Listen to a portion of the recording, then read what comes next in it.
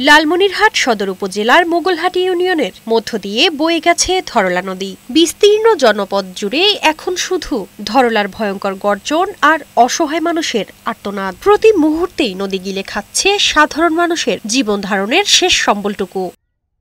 বর্তমানে নদীর উভয় তীরে 11 কিলোমিটার এলাকা জুড়ে দেখা দিয়েছে ভাঙন। এতে নদীগর্ভে বিলীন হচ্ছে আবাদি জমি, বসতভিটা সহ বিভিন্ন স্থাপনা। আমার নদী ভাঙিন নেছে, বাড়ি ঘর সব ভাঙি আমার শেষ। নদী ভাঙার কারণে আমাদের খুব ভয় করে, আমরা ঠিকমতো পড়াশোনা করতে পারতেছি না, আমাদের বাড়ি নড়ানড়ি করতেছে, স্কুল ভেঙে যাচ্ছে। ভাঙতে ভাঙতে শত শত বিঘা জমি জমা আমাদের নদীর গর্ভে বিলীন হয়ে গেছে।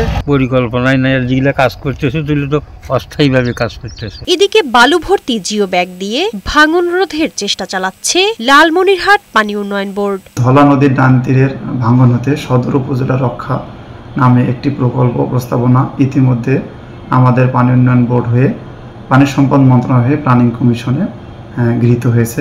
এই প্রকল্পটি যদি বাস্তবায়িত হয় কোনো ভাঙন থাকবে না।